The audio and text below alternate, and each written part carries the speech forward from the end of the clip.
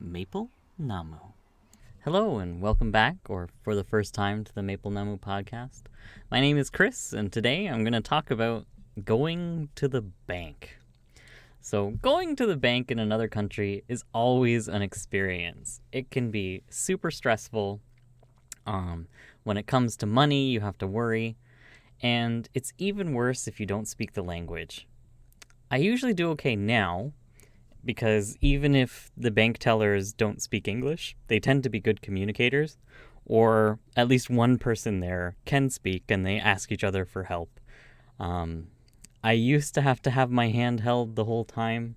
I would have to ask my co-teacher at my first school, like, please take me to the bank, I need to do this thing. But as my Korean got better, I was able to do more things on my own, which makes life a lot better. Nonghyup is one of the banks in Korea. It was my first bank here. And I later learned that there are two kinds of Nonghyup. There is Nonghyup Bank and Nonghyup. One of them can handle international transactions, and one of them can't. And there's a very subtle difference on the bank itself, on a sign on the bank. And I'm still not entirely sure which one is which, but generally the bigger ones can handle international. But the first one I went to when I came here was one of the smaller ones, and that's caused problems since. It would have been so much easier to just start at a big international one. But if you've been listening to this podcast, you know we don't usually do things the easy way. Now, I always make sure to find one of the ones that can handle international stuff whenever I go to a new city, and I just make sure that I keep going to that one. The bigger one can do stuff with the smaller one, but the smaller ones can't do international things. I don't know how it works. I just know that it's frustrating, but I also know that it's gotten easier since I know the difference now, because I can walk into a bank, I can try something, they tell me they can't do it, and I go to a bank across the road, same bank, but they can. So who knows what? Okay. Thankfully, it's not much of a problem these days. I just make sure I go to the right one the first time. All right. Recently, I think it was last fall, maybe, I had to go to the bank.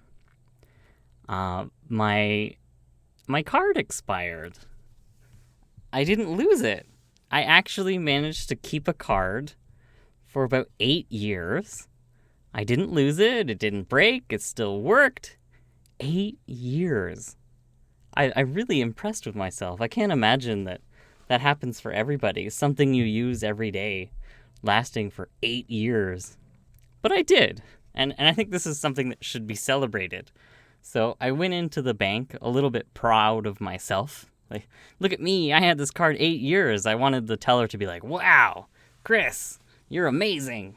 You kept this bank card that long? Have a medal or a certificate or something. But I went in and I said I needed to extend my card. Now, that might have been my first mistake, using the word extend rather than renew or make a new one. But this is something that happens. I don't know. Certain things are harder than others depending on the word, and it depends on who you talk to. I could see she was a little bit nervous about talking to a foreigner, so maybe that didn't help the situation.